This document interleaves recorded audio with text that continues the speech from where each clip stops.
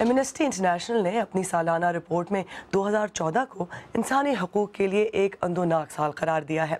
तंजीम ने सलामती काउंसिल के मुस्तकिल अरकान पर जोर दिया कि वो वसी पैमाने पर मुजालिम के वाक़यात पर वीटो के अपने हक से दस्तबरदार हो जाएं। अफगानिस्तान में काबुल के शुमाल में बर्फानी तोदों की जद में आकर 90 अफराद हलाक हो गए हैं। सुबह पंजशेर और सलांग पास पर शदीद बर्फबारी की वजह से सड़कें ब्लॉक हो गईं और बहुत से देहातों से राब्ता मुनक़ता हो गया। कायम मकाम गवर्नर अब्दुल्ला रहमान कबीरी ने BBC को बताया कि 100 से ज़्यादा घर भी तबाह हुए हैं। जनूबी कोरिया में एक बस स्टॉप के CCTV कैमरे ने उन लम्हों को कैद कर लिया जब एक फुटपाथ के नीचे अचानक गड़ बन जाने से उसमें 2 राहगीर धंस गए थे।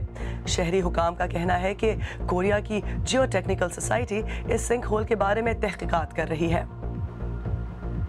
मलेशिया में हिज़्ब इख्तिलाफ के रहनुमा अनवर इब्राहिम के अहले खाना ने उनकी सज़ा माफ़ कराने के लिए बादशाह से दरख्वास्त की है।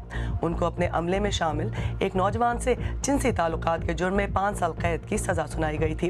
वो मुकदमे को सियासी इंतकाम करार देते हैं।